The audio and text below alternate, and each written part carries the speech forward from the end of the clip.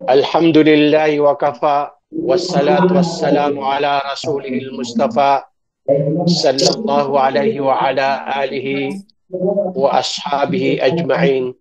أما بعد، السلام عليكم ورحمة الله وبركاته. آه، Waalaikumsalam warahmatullahi wabarakatuh po. نحمد الله ونستعين به على هذه الاجتماع الأول في برنامج هيكل جديد في المركز، يرأسه الشيخ آه، مجاهد غمندر، الله يحفظه ويرعاه. وبرنامجنا في هذا اليوم تبتدئ بقراءة القرآن الكريم، والثاني كلمة من الشيخ مجاهد غمندر رئيس المركز، والثالث محاضرة دينية، والرابع ما يقال بلقاء مفتوح لجميع الحاضرين في هذا البرنامج.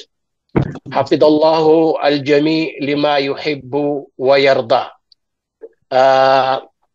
Unang-una, itong ating unang programa sa bagong haikal o di kaya itsura ng pagdadawa natin dito sa Quiet Philippine Cultural Center, na bagong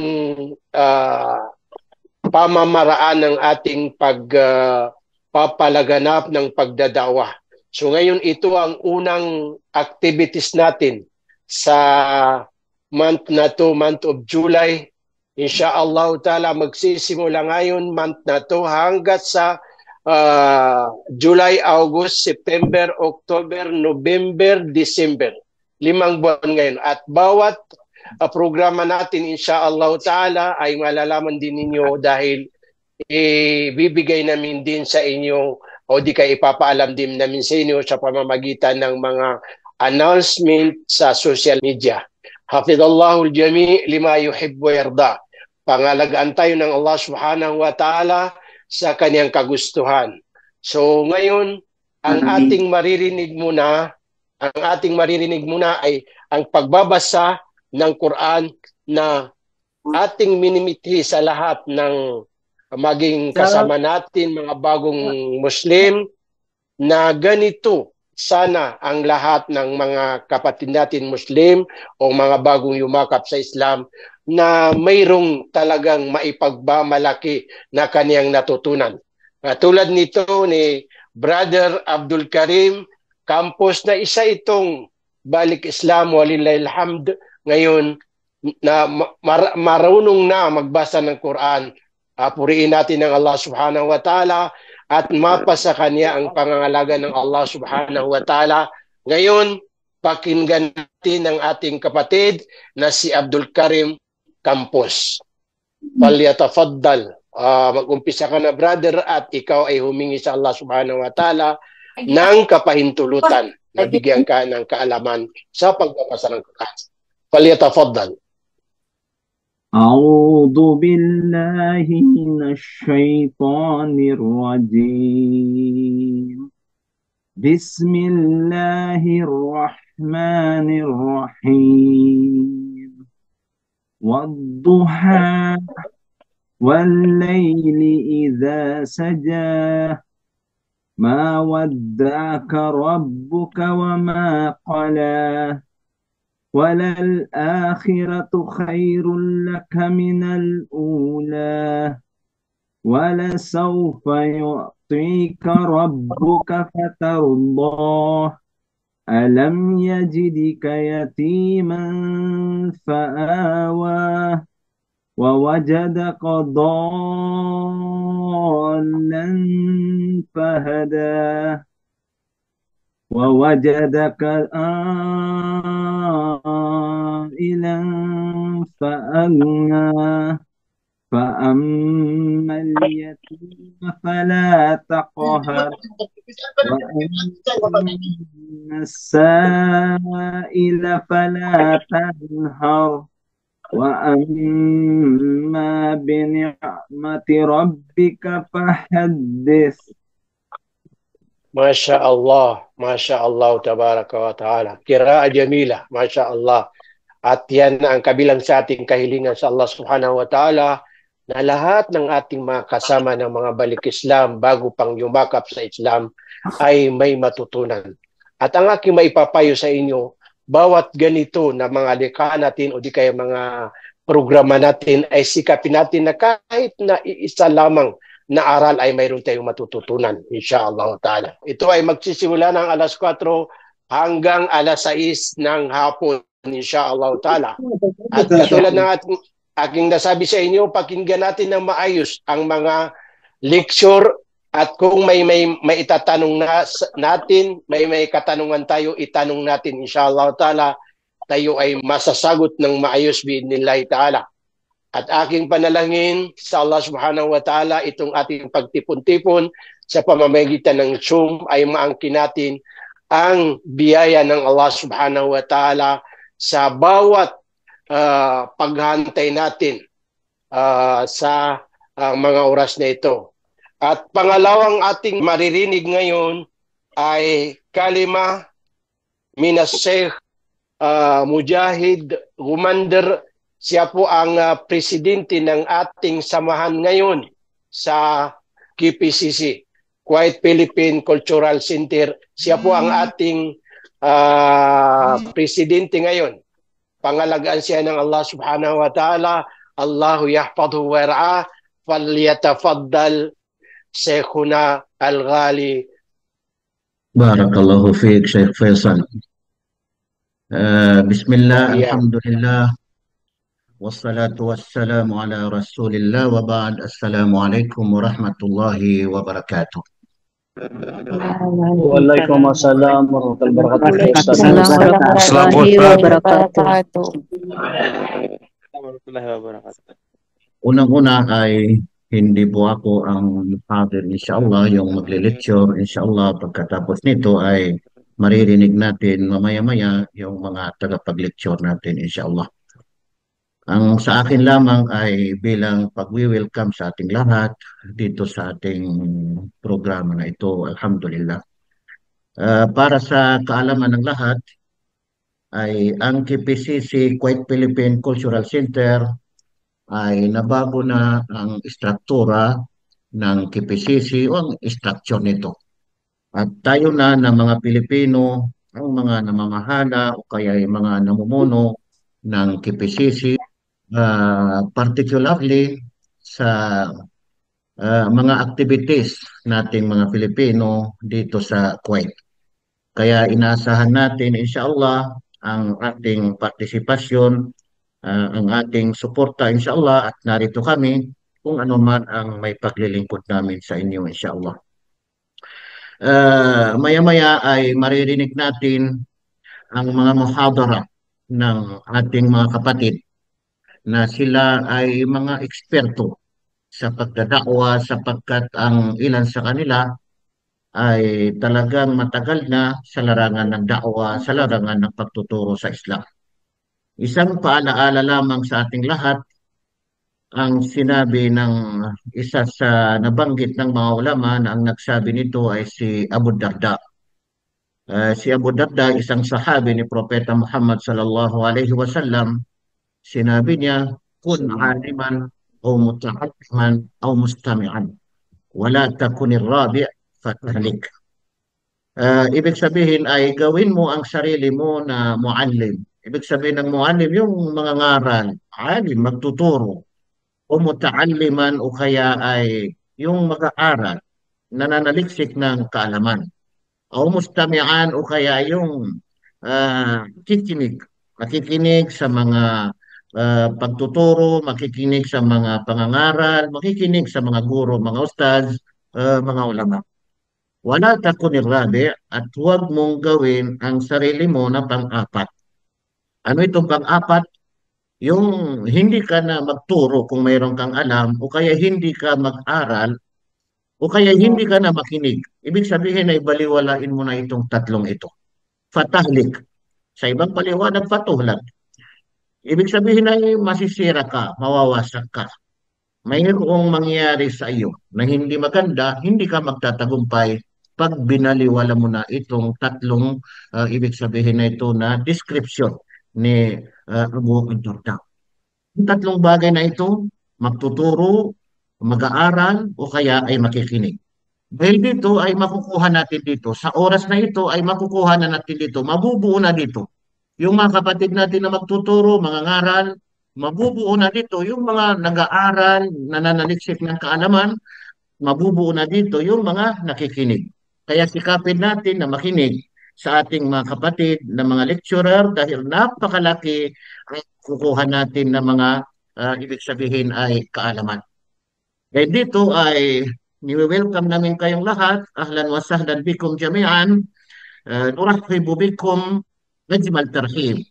Manugod namin kayong tinatanggap sa ating programa. Welcome kayong lahat. حضوركم هو سر نجاح هذا اليوم هذا البرنامج المميز. Ang inyong presensya, ang inyong pagdalo sa ngayon, ang sikreto sa tagumpay ng espesyal na araw na ito, itong programa natin na kauna-unahang programa na ginanap natin sa ngayon. Alhamdulillah, kahit sa pamagitan ng Zoom, alhamdulillah ay malawak ang matutunan natin dito, insyaAllah. So hanggang dito na lamang ang aking masasabi. Ibabalik ko na kay Sheikh Faisal Abdul Jalil. Siya po ang Vice President ng KPCC, Kuwait Philippine Cultural Center. Maraming salamat. Wassalamualaikum warahmatullahi wabarakatuh.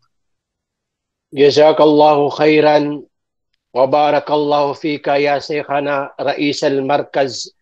Katulad ng aking sinasabi sa inyo, na huwag natin pagdamutan ng ating mga sarili, na ipanalangin natin ang ating mga kapatid na Muslim, ang ating mga magulang, sapagkat hindi lang sila ang naipapanalangin natin, kundi pati ating sarili ay naipapanalangin natin sa Allah subhanahu wa ta'ala ng kabutihan. So ngayon mga kapatid, sa pananampalatayang Islam, ang aking maibibigay sa inyo, ang unang lecturer na walang iba kundi si Sheikh Muslimin Birwar Palami. Pangalagaan siya ng Allah subhanahu wa ta'ala. Allahu yahfaduhu wa yar'ahu lima yuhibbu wa yarda. Falyatafaddal Sheikhuna al-Ghali. Bismillahirrahmanirrahim. Alhamdulillah. Alhamdulillahillazi أنعمنا بقلب سليم وسائلين الله عز وجل أن يديم لنا إلى يوم لا ينفع مال ولا بنون إلا من أتى الله بقلب سليم. صلاة وسلاما على رسول الله المبعوث رحمة للعالمين، وهو القائل: ألا وإن في الجسد مضغة إذا صلحت صلح الجسد كله وإذا فسدت فسد الجسد كله ألا وهي القلب. إخواني وأخواتي الأعزاء والمستمعين الكرام على هذا الملتقى، ملتقى المهتدين والمهتديات من أفرع اللجنة التعريف بالإسلام في الكويت وخارجها، مرحبا بكم جميعا إخواني وأخواتي في هذه الملتقى المبارك. Ang lahat ng papuri ay para sa Allah subhanahu wa ta'ala lamang, kung saan pinagkalooban tayo ng pusong dalisay, pusong malinis. Kaya't dalangin natin sa Allah subhanahu wa ta'ala na ito'y mananatili sa atin hanggang sa araw na hindi na mapapakinabangan ng tao ang kanyang kayamanan at ang kanyang mga anak. Maliban lamang kung sinong nagdala kay Allah ng isang pusong malinis at dalisay sa lahat ng kasalanan o sa lahat ng kasamaan. Ang pagpapala at kapayapaan ay makamtan nawa ng ating huling sugo ng Allah na si Propeta Muhammad sallallahu alaihi wasallam. Bago ang lahat ay pinapabot ko po sa inyo ang aming taos-pusong maligayang pagbati ng Assalamu alaikum wa rahmatullahi ta'ala wa barakatuh. Magandang hapon po. Waalaikumsalam wa rahmatullahi wa barakatuh. Waalaikumsalam Ang lamig wa barakatuh, Ustad. ikinig at dumalo sa programang ito ang multaka ng mga Baliklam dito sa Kuwait at sa labas ng Kuwait. Gaya ng nalaman ninyo kanina na ito ay isa sa mga activities ng mga Pilipinong duat mula sa Islam Presentation Direct ka Committee. lang ka entral yan na Zoom si yan record yan Pag- pagkaditis Tupa mo si ng Chinyat aming Zoom. Kuwait Philippine Cultural Centers sa pamamagitan ng online lecture. Ang online lecture na ito ay hindi rin bago sa atin dahil ito ay ginagawa din natin noong pamang panahon ng pandemya. Kaya lang ginamit natin ngayon ang online lecture dahil na rin sa sitwasyon at kautusan ng aming opisina sa taas. Pangalawa, dahil na rin sa kalagayan ng ating panahon dito sa Kuwait na kung titingnan natin ay sobrang napakainit. Sa araw na ito mga kapatid ay pag-usapan po natin ang isang mahalagang hadis ni Propeta Muhammad sallallahu alaihi wasallam na nagpapahayag o nagsasabi na mayroong isang kimpil sa ating katawan na kung ito ay maging mabuti, ay magiging mabuti rin ang lahat ng bahagi ng ating katawan. Subalit kung ito ay magkaroon ng sakit o karamdaman, ang buong bahagi ng ating katawan ay maapektuhan.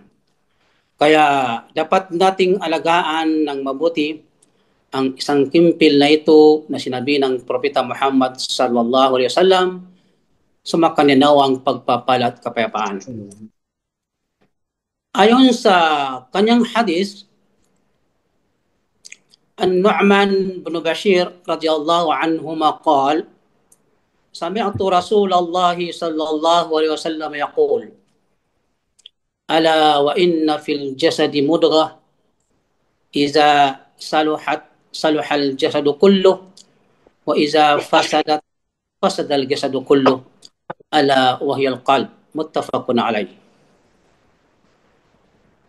Hadis na galing kay Nu'man bin Bashir, kalugdan siya ni Allah at sinabi niya, narinig ko ang Propeta Muhammad sallallahu alaihi wasallam na nagsasabi, katotohanan sa ating katawan ay may kapirasong laman na kung ito ay maging mabuti, ang buong bahagi ng ating katawan ay magiging mabuti rin. Subalit kung ito ay magkakaroon ng sakit o karamdaman, ang buong bahagi ng ating katawan ay magkakaroon din ng karamdaman. Ano ba itong kimpil na ito sa ating katawan? Katotohanan, ito ang puso. Ibig sabihin nito mga kapatid, ayon sa hadis na ito ni Propeta Muhammad sallallahu alaihi wasallam, ay dapat natin alagaan ng mabuti ang ating puso na iwasan natin na madapuan ng sakit o anumang karamdaman. Dahil dito nakasalalay ang buong bahagi ng katawan natin. Kung ang puso natin ay magkasakit, ang lahat ng bahagi ng ating katawan ay wala sa kanyang magandang kalagayan. Mga kapatid, ang tinutukoy nating sakit ng puso dito ay ang spiritual na sakit ng puso. Hindi yung physical na sakit. Dahil ang physical na sakit ng puso, ang kinakailangan doon ay financial support. Pero ang tinutukoy natin dito yung mga spiritual na sakit na hindi makikita, liban lang sa ating mga katawan, hindi kaya sa ating mga gagawain.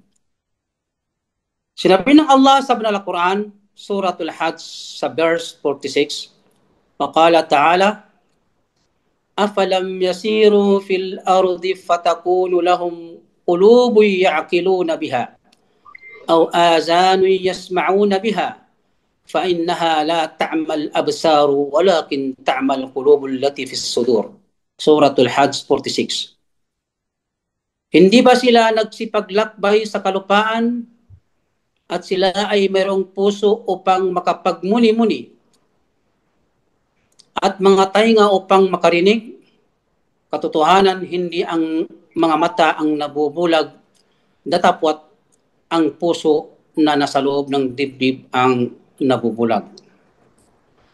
You direct Ayon naman sa yung quest na pinakapunto Zoom. kaulugan Entraw na yung medallion. ito na ating binasa, ay hindi rin problema kung ang mata ay mabulag sa katotohanan. Dahil nandiyan pa rin yung pusong nakakapag-iisip o nakikita o nakakakita ng katotohanan. So, balit mga kaibigan, mga kapatid, ang problema dito, malaking problema ay kung ang puso natin ang mabulag sa katotohanan. Dahil ang kanyang resulta ay ang mga mata natin ay wala nang makikitang mabuti, pare-pareho ang kanyang paningin, mabuti man o masama. Ang ating ang mga tainga natin ay wala nang pakikinggang mabuti, pare-pareho rin ang kanyang pandinig, masama man o mabuti. Ang mga dila natin ay wala nang sasambiting mabuti kay Allah, wala nang mga zikr kay Allah, sanhi ng pusong nagkasakit o nagkaroon ng karamdaman. Kaya, mga kapatid, panatilihin nating nasa mabuting kalagayan ang ating puso dahil ito rin ang makakatulong sa atin sa kabilang buhay. Sa araw na hindi na natin mapapakinabangan ang ating kayamanan, ang ating mga anak. Dahil ang titingnan ng Allah subhanahu wa ta'ala sa araw na ito ay kung sino sa atin ang may dalang pusong malinis at dalisay pagdating natin sa Allah subhanahu wa ta'ala. Sinabi ng Allah sa Suratul Shu'ara, verse number 88, فقال تعالى يوم لا ينفع مال ولا بنون إلا من أتى الله بقلب سليم. Sa araw na ito, ang kayamanan at mga anak ay hindi na mapapakinabangan maliban sa kanya na magdadala kay Allah ng isang malinis na puso. Kaya sikapin natin sa abot ng ating makakaya na dipinsahan natin ang ating puso na huwag mapasukan ng anumang klaseng karamdaman na makakasira sa kanya. Kaya mas mainam na dapat nating malaman ang ilan sa mga matinding sakit na espiritual na nakakasira sa ating puso. Kaya banggitin natin ang ilan sa mga sakit na ito. Ano ba ang mga halimbawa ng matinding sakit na dapat nating iwasan? Sakit na ito ay spiritual, dapat nating iwasan na pumasok o dumapo sa ating puso. Mga kapatid na nakikinig sa ngayon, wa inna min akhtaril amradil khatira al-muhlika da'ul hasad, fahuwa maradun khatirun qattalun. Isa sa pinaka matinding sakit na dapat nating iwasan na makapasok sa ating puso, itong tinatawag na hasad. Ang hasad ay kung ating tutunghayan sa kanyang kahulugan, ay ang kanyang kahulugan ay medyo ito mataas ang kanyang kahulugan kapag ito ay isinalin natin sa Tagalog. Ang kahulugan ng hasad ay ito isa sa kanyang kahulugan ay bunga ng sobrang pagkaingit at Thank you pagsisi very much. tao Saka na lang ako magdalo dito. taglay na biyaya at magandang kinalalagyan. Pagkatapos ay gusto mong mawala sa kanyang biyaya at pagkatapos hahanap ka ng paraan upang mapunta sa iyo ang kanyang biyaya o ikaw naman ang mailagay sa kanyang kinalalagyan. Ang hasad na ito ay wahu awwalu zambin usiyallahu bi fis sama حينما امتنع إبليس من السجود لآدم حسدا واستكبارا قائلا قال ما منعك ألا تسجد إذ أمرتك قال أنا خير منه خلقتني من نار وخلقته من طين. Ang sakit na ito na hasad ay ito ang kauna-unahang kasalanan na kung saan sinuway ang Allah subhanahu wa ta'ala doon sa kalangitan pa. Ito ang kauna-unahang kasalanan doon sa langit, sinuway ang Allah subhanahu wa ta'ala dito naganap sa langit. Ito yung araw na kung saan hindi sumunod si Iblis, si Satanas sa Allah subhanahu wa ta'ala na magpatira pa nang matapos nilikha si Adan. Nang dahil sa si Iblis ay hindi niya gusto na mayroon siyang kasama, hindi niya gusto na malikha si Adan, kaya yon hindi siya nagpatira pa. Bilang yon ay pagsisilos at ang kanyang pagmamalaki ay hindi siya nagpatira pa. Kaya sinabi ng Allah subhanahu wa ta'ala, ma mana'aka alla tasjuda iz amartuk qala ana khayrun minhu khalaqtani min narin wa khalaqtahu min tin. At si Allah ay nagwika, ano ang humadlang sa iyo, Iblis o Satanas, upang ikaw ay hindi magpatira pa nang ikaw ay aking pinag-utusan. Si Iblis ay nagsabi, ako ay higit na mabuti kaysa sa kanya, kaysa kay Adan. Ako ay nilikha ninyo mula sa apoy, at siya, si Adan, ay inyong nilikha mula sa malakit na putik. Bale, yon ang sinabi, yon ang unang kasalanan na kung saan sinuway ang Allah subhanahu wa ta'ala doon sa kalangitan. Ito rin ang unang kasalanan dito sa lupa, naganap sa lupa. Wa huwa awwalu zambin wasiya Allah bi fil ard indama qatala ahadu ibnay Adam akhahu hasadan wa zulma. Ito yung dalawang anak ni Adan, si Habil at si Qabil, nang dahil sa si Habil ay nagsisilos kay Qabil dahil tinanggap ng Allah SWT ang kanyang pagsamba. Binigyan sila ng Allah sana pagsubok. Tinanggap ang Allah ang kay Qabil. Kaya yung kay Habil hindi tinanggap.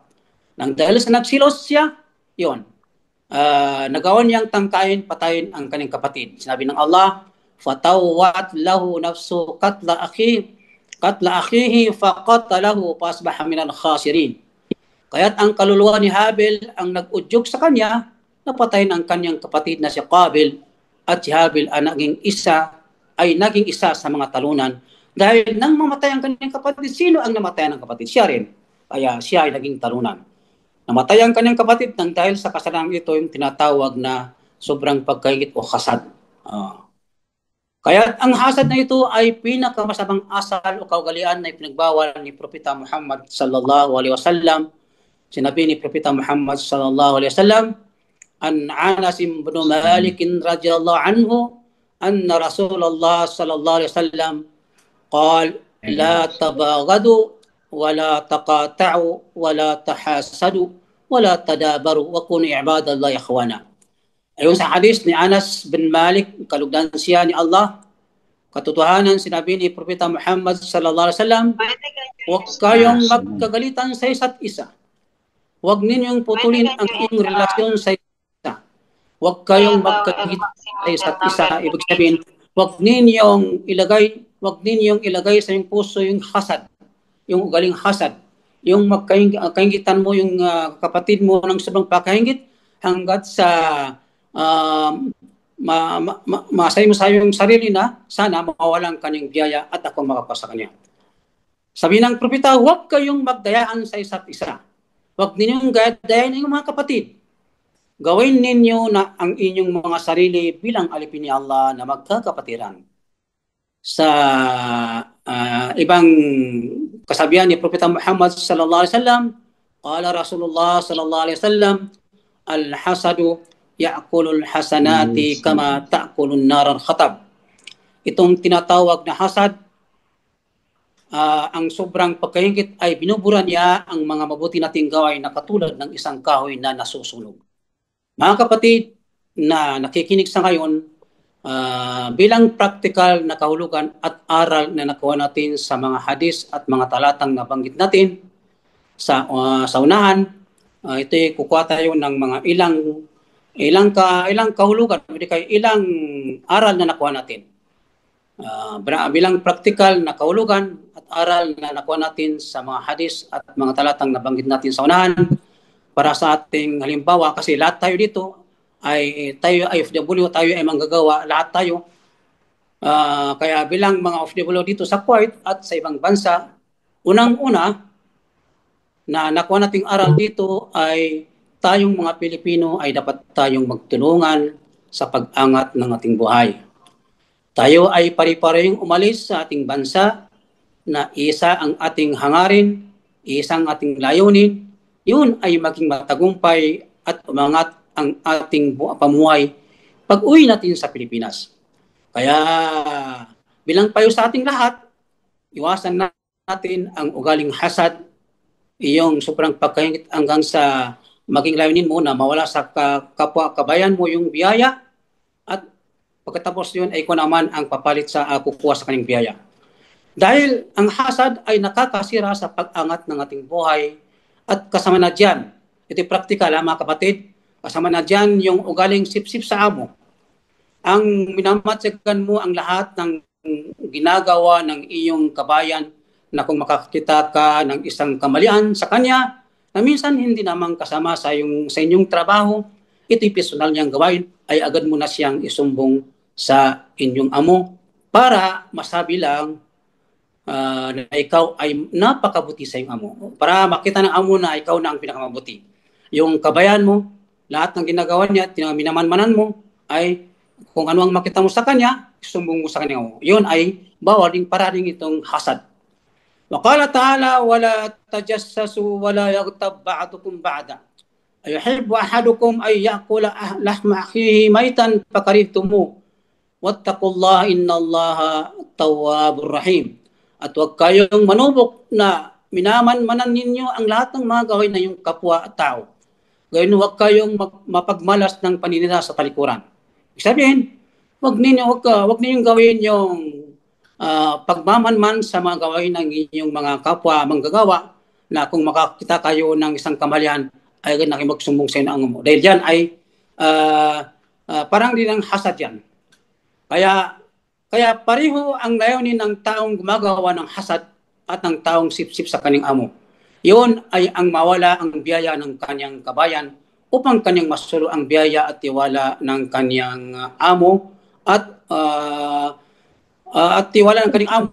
Hanggang sa tuluyan ng mawala ng trabaho ang kanyang kabayan. Napakasakit naman na mawala ng trabaho ang kabayan natin. Kapag nawala ng trabaho ang ating kabayan dahil sa ating sobrang pagkaingit, yung hasad at pagiging sip-sip natin sa ating mga amo, ay naputol na rin ang kanyang pangarap na umangat sa buhay. Kaya't lagi mong tandaan na ang taong naapi, diretsong tatanggapin ng Allah subhanahu wa ta'ala ang kanyang ang kanyang panalangin. Isipin mo yung karma na ginawa mo sa kanya ay babalik din sa iyo dahil karma is real. Hindi man darating sa iyo ngayon ang karma, pero mari sa iyong pamilya ay babalik ang karma. Kaya ang dapat sa atin mga kapatid, mga katulad nating manggagawa, tayo magtulungan sa pag-angat ng ating buhay. Tularan natin si Propeta Musa alayhi salatu wassalam na umangat ang kanyang kapatid sa kanyang pinalalagyan na si Harun. Hanggang sa naging propeta si Propeta Harun, bakit? Sa tulong o sa kagawan ni Propeta Musa alayhi salatu wassalam. Kaya mga kapatid, tayo ay pari-pariho ang ating hangarin dito sa mga bansang Arabo upang tayo ay umangat sa ating buhay. Kaya tayo rin ay magtulong-tulungan sa pag-angat nating buhay. Kung makita natin ating kaibigan na medyo nahuhuli, ay kunin natin siya para makabul siya. Yan ang sinabi ng Allah SWT, gawin ninyo ang kuno ibadallahi ikhwana.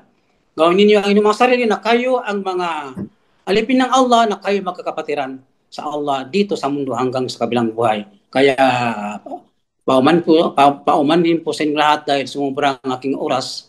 Siguro sumubra ng mga 6 minutes. Kaya hanggang dito na lamang. Hanggang sa muli, wassalamualaikum warahmatullahi ta'ala wabarakatuh.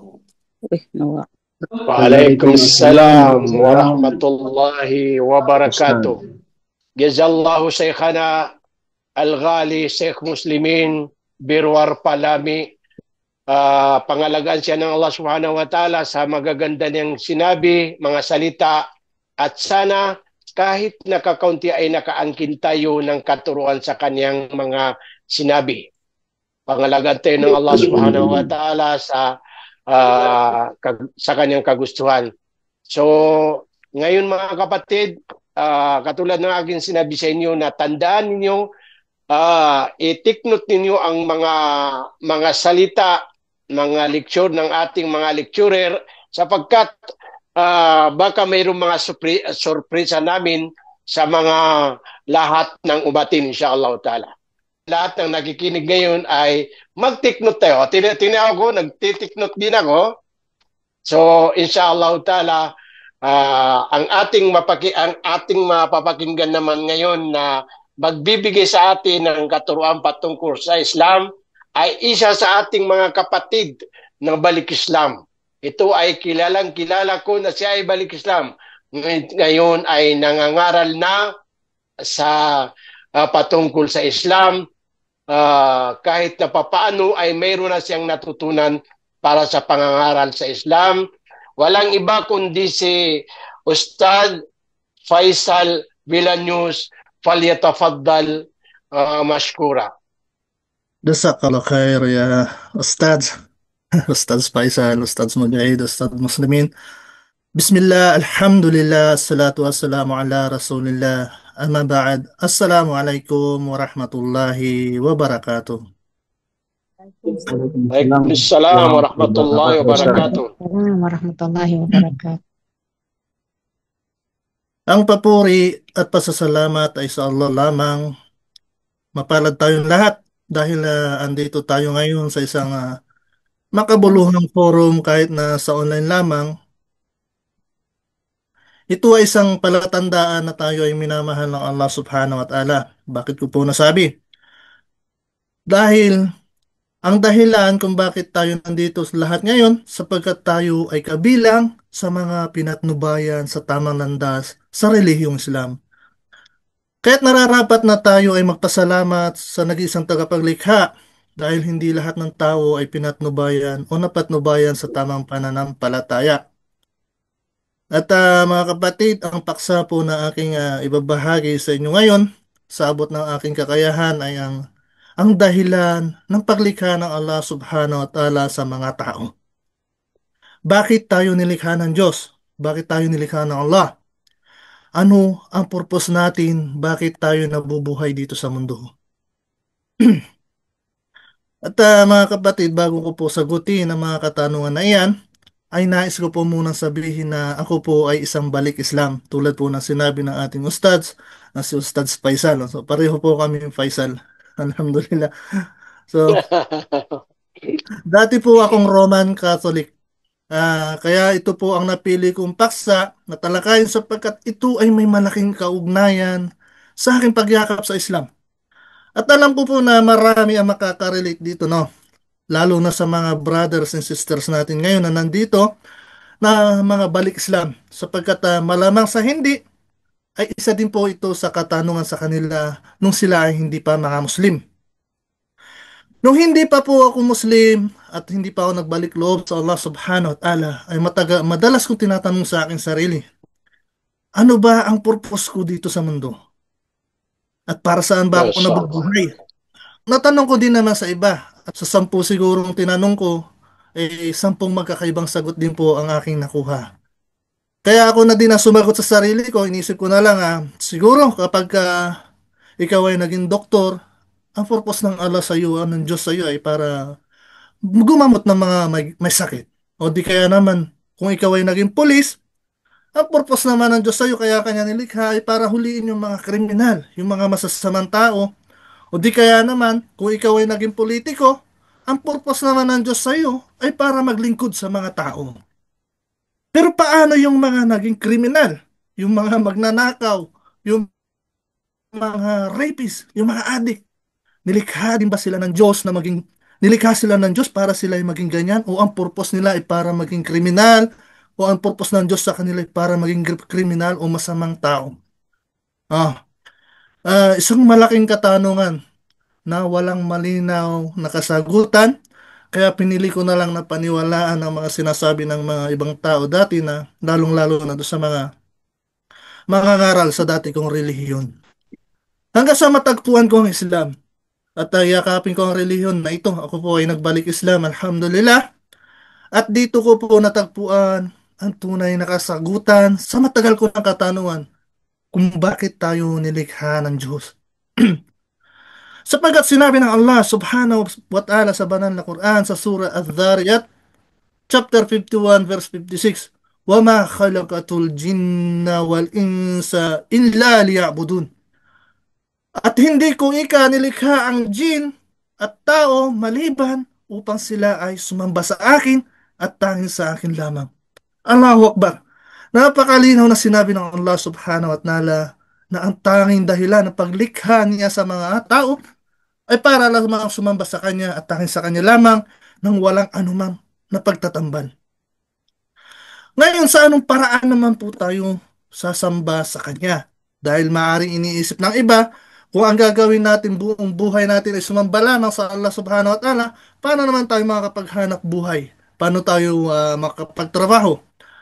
Dahil kung ang pagkakahulugan natin sa pagsamba ay katulad ng paniniwala sa ibang relihiyon na ang pagpunta lamang sa bahay sa kanilang sambahay-sambahan, ang mga ginagawa nilang, o kaya naman yung mga ginagawa nilang ritual, tuwing araw ng tuwing mahal na araw, ay madalas ko din naririnig doon sa mga magulang ko dati, na kapag araw na linggo, sinasabi nila, linggo ngayon, araw ng pagsamba, maghanda kayo, tayo pupunta sa simbahan. So hindi po iyan ang kahulugan ng pagsamba. Ang tunay na kahulugan ng pagsamba. Sa Islam, ang pagsamba ay nangangahulugan ng mga salita at mga gawa o mga gawain na kinalulugdan ng Allah subhanahu wa ta'ala. Halimbawa, ikaw ay nagsasalita ng mabuti para sa iyong kapwa. Kinalulugdan yan ng Allah subhanahu wa ta'ala. Magsalita ka ng mga paggunita sa Allah, magbahagi ka ng mga katuruan about sa Islam, yan ay kalugod-lugod sa Allah subhanahu wa ta'ala. Kaya yan ay matatawag din na pagsamba. Hindi lang yung pagpunta sa mga masjid, hindi lang yung pagpunta hindi lang yung pagdarasal natin, ang umiikot o matatawag na iikot ang ating pagsamba. Ibig sabihin, kung tayo nagsasalita ng mabuti, ito'y kalugod-lugod sa Allah subhanahu wa ta'ala, ano man ang lumalabas sa ating mga bibig, na mula sa ating mga puso, na kabutihan, iyan ay matatawag na rin na pagsamba sa Allah subhanahu wa ta'ala. Yung simple pagiti mo sa iyong kapatid, na mayroong kasamang halimbawa ginitiya mo yung kapatid bilang pagbati sa kanya, ayan ay tinatawag na rin na pagsamba sa Allah subhanahu wa ta'ala. At meron din naman na mga pagsamba na inobligado o inutos mismo ng Allah subhanahu wa ta'ala. Ito yung mga obligato natin gawin.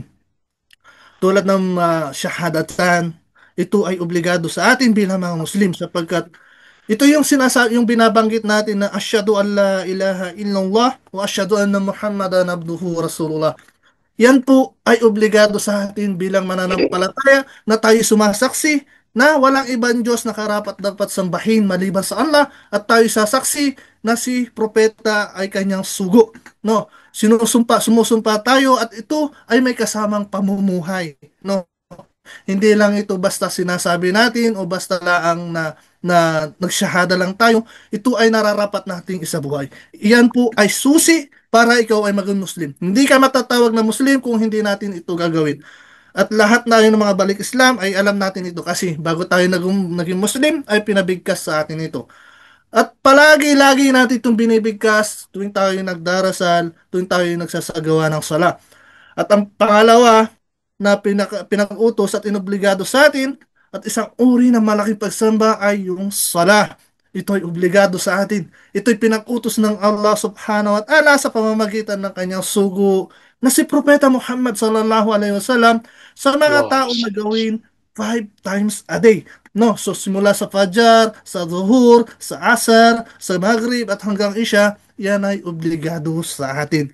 Yan po ay pagsamba sa Allah subhanahu wa ta'ala. At ang pangatlo ay ang zakat o ang tinatawag na obligadong kawanggawa. yan po ay pagsamba, obligado pagsamba. At ang sumunod ay ang Psalm, obligado sa atin. Ito yung ginagawa natin tuwing buwan ng Ramadan. Ito po ay obligado sa atin bilang mga Muslim. At ang panglima ay yung Hajj, no? Yung pagpunta sa Makkah. Yan po ay isa sa pinakamalaking pagsamba at ito ay once in a lifetime po. Minsan sa isang buhay natin, sa buhay natin ginagawa. Pero po yan ay may mga exemption, no? Kung hindi natin magagawa maliban do sa shahadatan, salat, zakat, saum, Hajj, ha? May exemption na para hindi natin na kailangan gawin o hindi na natin obligadong gawin. Pero yan po ay malalaman na natin at hindi na natin madidiscuss ngayon kasi kulang po yung maghapon na discussing para malaman natin ang mga kaalaman tungkol dito. Mas mainam na tayo pumunta o mahalaga na tayo pumunta sa mga klase pagka meron tayong mga Islamic teacher, pagka may mga nagtuturo mga ustadya ay punta po tayo, no? So yung pagpunta natin, yung pag-aaral natin about sa Islam ay isang uri din po ng pagsamba. Alhamdulillah. So malinaw sa atin ang kahulugan ng pagsamba. Okay.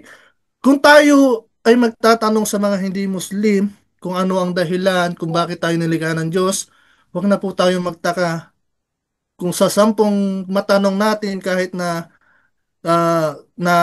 iisa ang kanilang relihiyon ay baka 10 magkakaibang sagot din po ang inyong makuha. Ito naman po ang kaibahan natin sa relihiyong Islam. Sapagkat kung sa Muslim ka magtanong, kahit ilang pa yan, 100, 1,000 Muslim, tanongin mo yan, bakit ka nilikha ng Diyos? Isa lang po ang isasagot nila. Isa lang ang isasagot ng mga Muslim. Nilikha tayo para sumamba lamang sa Allah subhanahu wa ta'ala at tanging sa Kanya lamang. Alhamdulillah. Sapagkat iyan ang katuruan sa Islam. Iyan ang katuruan, ang kilalanin ang nag-iisang Diyos at alamin kung paano tayo sasamba sa Kanya. Sapagkat iyan ay obligasyon natin bilang mga alipin ng Allah subhanahu wa ta'ala. Ang sumamba lamang sa Kanya at tanging sa Kanya lamang tulad ng itinuro ng lahat ng mga propeta. Nabanggit din ng Allah subhanahu wa ta'ala sa banal na Quran, وَلَقَدْ بَعَثْنَا فِي كُلِّ أُمَّةٍ رَسُولًا أَنِ اعْبُدُوا اللَّهَ وَاجْتَنِبُوا الطَّاغُوتَ. At katiyakan sabi ng Allah subhanahu wa ta'ala, aming ipinadala sa bawat pamayanan ang isang sugo na nag-aanyayang sambahin ng Allah, tanging siya lamang. Wajtanibut tagut, at iwasan ang mga pagsamba sa mga huwad na Diyos. No, so yung tagut, yun po yung mga huwad na Diyos. Allah subhanahu wa ta'ala ay pumili ng pinakamainam na tao at ginawa niyang mga propeta at sugo. At pinag-utusan niya na mag-anyaya sa mga tao ng pagsamba sa nag-iisang Diyos lamang at kay Allah subhanahu wa ta'ala. At umiwas sa lahat ng pagsamba sa mga huwad ng Diyos. Simula pa kay Adan, kay Noah, kay Abraham, kay David, kay Moises, at kahit pa kay Jesus, sumakanila nawa ang kapayapaan. At hanggang sa kahuli-hulian na si Propeta Muhammad sallallahu alaihi wasallam, silang lahat ay nag-anyaya at nagturo lamang ng pagsamba sa nag-iisang Diyos at ito ay kay Allah subhanahu wa ta'ala. At kahit pa si Jesus ay nagsabi sa angkan ng mga Israel, Inna Allah Rabbi wa Rabbukum fa'budu hadha siratum mustaqim. Sinabi ni Jesus, Inna Allah Rabbi wa Rabbukum. Katotohanan ang Allah ang aking Panginoon at inyong Panginoon. Fa'budu, at pinag-utusan niya mga tao na sambahin ang Allah subhanahu wa ta'ala. Hadha siratum mustaqim. At bilang panghuli, isang kasaysayan mula sa hadith ng Propeta Muhammad sallallahu alaihi wasallam. Kasama si Muad, nung sila ay magkasama ni Muad ibn Jabal, habang sila ay nakasakay sa kabayo at sa ibang riwaya, ibang pagsasalaysay ay sa himar o donkey.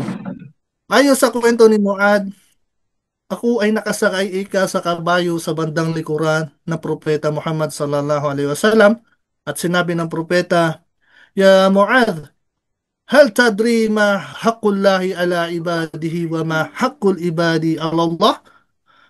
Ay sa pagkapakahulugan, O Muad, sinabi ng propeta, O Muad, alam mo ba kung ano ang karapatan ng Allah sa kanyang mga alipin at kung ano ang karapatan ng mga alipin kay Allah? At sinabi ko, sabi ni Muad, Allahu wa rasuluhu alam. Allah at ang kanyang sugo ang higit na nakakaalam. At ang sinabi ng propeta, فَإِنَّ حَقَّ اللَّهِ عَلَى الْعِبَادِ أَنْ يَعْبُدُوهُ وَلَا يُشْرِكُوا بِهِ شَيْئًا. Ang karapatan ng Allah sa kanyang mga alipin ay ang pagsamba sa kanya at walang itambal sa kanya. وَحَقَّ الْعِبَادِ عَلَى اللَّهِ أَنْ لَا يُعَذِّبَ مَنْ لَا يُشْرِكُ بِهِ شَيْئًا. At ang karapatan ng mga alipin sa Allah ay ang hindi niya pagpaparusa sa mga hindi nagtatambal sa kanya ng anuman. Naway palakasin ng Allah subhanahu wa ta'ala ang ating pananampalataya at naway biyayaan tayo ng Allah subhanahu wa ta'ala sa lahat ng mga kabutihan na ating ginagawa at naway patawarin tayo ng Allah sa ating mga kasalanan na ating mga ginagawa. At naway nakapagbigay ako ng kahit papaano na kaalaman sa ating mga kapatid, lalong-lalo na sa mga bagong hiyakap sa Islam about sa ating relihiyon, lalong-lalo na ang Allahumma dahilan amin. kung bakit tayo nilikha ng Allah subhanahu wa ta'ala. ربنا آتنا في الدنيا حسنة وفي الآخرة حسنة وقنا عذاب النار وآخر دعوانا أن الحمد لله رب العالمين. السلام عليكم ورحمة الله وبركاته. وعليكم السلام ورحمة Waalaikumsalam الله warahmatullahi وبركاته. wabarakatuh. Jazakallahu حفظ khairan. الله Waalaikumsalam أستاذنا warahmatullahi wabarakatuh. Waalaikumsalam. أستاذ فيصل على كلمته. Pangalagaan ng Allah subhanahu wa ta'ala ang ating kapatid kahit na papaano ay nakapagbigay sa atin ng magandang mga salita. Kung atin titignan ang ating naibigay niya sa atin na salita ay napakaganda, napakainam bawat isa sa atin insyaAllah ta'ala. Mayroon lang akong katanungan sa lahat ng mga nandito sa Zoom na ito. Mayroon bang hindi pa Muslim dito? Nais ko sana ang kwan, bigyan ng kwan. Mayroon bang hindi pa Muslim dito sa lahat ng dumalo? O puro tayo mga Muslim, walillahil hamd. Kasi kung mayroong hindi pa Muslim dito, maaari kayong insyaAllah ta'ala, kahit sa pamamagitan nito, ay maaari natin ipakilala kung gusto natin ng Islam. InsyaAllah, maaari natin ipakilala ang na tayo ay gusto natin ng Islam at higit sa lahat, maaari di tayo magsahada insyaAllah ta'ala. So, ngayon, Sheikh Faisal, barakallahu fiqh. na, Medyo mag-iingi tayo ng paumanhin sa ibang mga kapatid natin kasi kanina pa hindi sila makapasok. Gawa ng limited na 100. Pero alhamdulillah, naayos na rin natin yung Zoom at ngayon ay unlimited na. Ang akala natin noon ay unlimited kasi binabayaran naman yan monthly. Pero 100 kanina, pero may something lang doon na ano. So ngayon, alhamdulillah, nakapasok na yung iba. Inshallah, tuloy-tuloy na inshallah. alhamdulillah. Allah yahfaduka yarhaka ya Sheikhana. So ngayon, alhamdulillah, katulad ng sinabi ng ating Sheikh na open na ngayon, marami na ngayon. Kaya inshallah ta'ala, lahat ng mga nakikinig dito ay kuha tayo ng mga point. Inshallah ta'ala kasi inshallah kung magtatanong kami na mga katanungan pagkatapos ng ating lecture inshallah ta'ala ay sana masagot natin at kung masagot natin ng tama, insyaAllah ta'ala magkakaroon tayo ng reward sa Allah subhanahu wa ta'ala ang ating reward. At pangalawa, baka dito sa ating pagsama-sama, insyaAllah magkakaroon din ng reward insyaAllah ta'ala. So ngayon mga kapatid, katulad ng aking nasabi sa inyo na ang lecturer natin ngayon ay 2 sa lalaki at 2 sa babae. At ngayon, ang ating mapapakinggan ngayon ay ang ating sister na si Ustada Salam Makadato. Falyatafaddal al-mazkura. Alhamdulillahi hamdan kathiran tayyiban mubarakan fih. ونصلي ونسلم على حبيبنا المصطفى صلى الله عليه وسلم شفيعنا وعلى آله وأصحابه أجمعين أما بعد رب اشرح لي صدري ويسر لي أمري واحلل عقدة من لساني يفقه قولي اللهم أرنا الحق حقا وارزقنا اتباع وأرنا الباطل باطلا وارزقنا اجتناب. Aking mga kapatirang mga da'iya, mga duat, mga babaiman at mga kalalakihan, ating president, tagapamahala, yung ating mga vice president at sa lahat ninyo, lahat ng tagapakinig. Assalamualaikum warahmatullahi wabarakatuh. Waalaikumsalam. Waalaikumsalam warahmatullahi Waalaikumsalam wabarakatuh. warahmatullahi wabarakatuh. So, ang matatalakay ko sa inyo ngayon yung renew and strengthen your iman. Ibig sabihin, baguhin natin at palakasin ang ating mga paniniwala. Parehas dyan yung mga kapatiran nating bago pa lang yumakap sa Islam, at saka yung tagal na silang naging Muslim, at saka yung mga kapatiran nating mga Muslim na, dahil ang paniniwala ay minsan ay tumataas ang ating paniniwala, minsan naman ay humihina. Kaya yun ang ibig kong sabihin na baguhin natin ang ating sarili para sa ating paniniwala, para panatilihin ang paniniwala na hindi matukso ng lahat ng makakatukso sa atin sa mundong ito. Dahil ang mundong ito ay bilang pagsubok sa mga mananampalataya. Hindi porkit ikaw ay araw-araw ka nagdadasal, mag-fasting ng mga sunnah, mag-hajj ka, mag-umrah ka, at sa lahat ng ano ay hindi ka mababago. Dahil balang araw, mababago. Kaya iyon ay kailangan nating panatilihin o baguhin ang ating paniniwala na upang lumakas na hindi tayo matukso sa lahat ng makakatukso sa mundong ito. Dahil sinabi ng propeta sallallahu alaihi wasallam, innamal a'malu bikhawatimiha. Ang titingnan sa lahat ng gawain ng mga anak ni Adan ay iyong kung saan ka mahuli.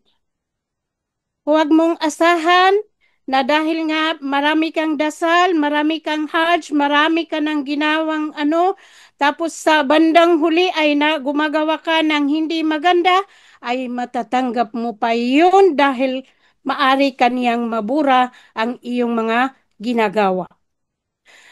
So ngayon, tingnan natin ano kaya itong paniniwala na dapat nating babaguhin. Nasabi, al-iman, tasdiqun bil qalbi wa iqrarun bil lisan wal amalu bil jawarih. Ito ay pagtatanggap ng puso na ikaw ay sumasampalataya kay Allah. Tanggapin ang iyong puso na sumasampalataya ka kay Allah ng lubos-lubusan, walang halo. At pag-amin ng ating mga dila at pagsasagawa o kaya pagsakatuparan ng mga katawan na sumamba kay Allah ng lubos-lubusan na walang pagtatambal at walang pag-aalinlangan. Fal-imanu yazdadu bi-ta'ati wa yanqusu bil-ma'asi. Fakullama ijtahada fi-ta'ati wa dhikrillahi izdadatil imani wa yuqawi. Ang ating mga paniniwala ay lumalakas, tumataas ang ating mga paniniwala sa pamamagitan ng ating pagsusunod kay Allah. Sa pamamagitan ng ating mga pagsasamba. Natuloy-tuloy na pagsasamba. Sa pamamagitan ng ating pag-iingat sa anumang mga pagkakamali, pagkasala. So, ito rin ay bumababa sa pamamagitan ng ating mga paggawa ng mga kasalanan, mga pagkakamali, sa ating mga pananalita, sa ating mga aksyon, maging sa ating puso at sa lahat ng bagay. Ang paniniwala, iman, mayroon siyang 6 na haligi. Pillars of iman, nandyan yung believe in Allah, paniniwala kay Allah. na ang paniniwala kay Allah ay nangangahulugan ng sambahin mo siyang mag-isa, walang katambal, ng lubos-lubusan, ng tuloy-tuloy na pagsasamba. At iwasan iyong anumang kaniyang mga ipinagbabawal at sundin ang kaniyang mga kautusan na mula sa Quran at mula sa hadith ng propeta sallallahu alaihi wasallam. Yan ang tinatawag na paniniwala kay Allah. Nandyan yung pangalawa, yung paniniwala sa mga anghel. Marami yung mga anghel, pero ang babanggitin ko lang yung mga sang-ayon sa ating dahil maiksi lamang ang oras. Huwag nating kakalimutan na may tagabantay sa iyo araw-araw, gabi at araw, na wala sang iwanan ni katiting sa iyong mga ginagawa, yung sinasabi, kundi kaniyang itatala. At matatagpuan mo yan sa kabilang buhay. Pangatlo, yung paniniwala sa mga kasulatan. At alam natin ang mga kasulatan ay yung mga naunang kasulatan ay puro na yan na bago, kaya ang kasulatan lang na hindi na bago ay iyong banal na Quran. Na diyan na, yan ang nangangahulugan na siya ang ating susundin. Na sinabi ng Allah, "Al-yawma akmaltu lakum dinakum wa atmamtu alaykum ni'mati wa raditu lakumul Islam madina." Pinanggit ng Allah na ang Islam ang kanyang pinili na ating pamamaraan sa buhay. So dito sa Quran, na kumplito ang lahat ng mga kautusan ng Allah. Lahat ng gusto nating malaman ay nandito sa banal ng Quran. Pang-apat, yung paniniwala sa kaniyang mga propeta at mga sugo. So lahat na silang paniniwalaan, kaya lang ang masusunod natin ay si Prophet Muhammad dahil nandito tayo sa panahon ng huling panahon na siya rin ay huling propeta. Panglima, yung paniniwala sa huling araw sa kabilang buhay na darating. Darating yung huling araw. Hindi tayo makakaligtas dyan. Kundi darating dyan, natatanungin tayo ng Allah. Pang-anim, yung divine decree, ang ating mga kahihinatnan. Okay? Yan ang 6 na haligi ng Islam. So, paano natin, na kumbaga paghahawakan natin yan, 6 na haligi ng Islam dahil oras na iyong paniniwala ay magkamali sa isa, so hindi makatanggap-tanggap ang iyong paniniwala. Ngayon, aking mga sister at mga kapatid, lahat ng mga kapatid, paano nating mapapataas o kaya mapapanatili ang ating mga paniniwala? Nandito yung mga ilan na mababanggit natin. Una dito ay sabi niya, stay around righteous people. Makipag-ugnayan ka palagi at makikihalubilo, makisama sa mga taong may mga pananampalataya. Na sa tingin mo, sila ay ma-guide ka nila sa oras na ikaw ay manghina, ay mapapalakas nila ang iyong paniniwala. Kaya huwag na huwag kang lumayo. Hindi ibig sabihin na nakagraduate ka, nakatapos ka, hindi ka na mahagilap, hindi ka na magtatanong, hindi ka na mangungusga sa teacher mo, o ano man, mayroon kang mga sa buhay mo, hindi ka man lang magtanong. Magtanong po tayo, ano po ang patakaran nito upang hindi tayo magkakamali, upang tayo hindi makalabas sa anumang mga patakaran sa Islam.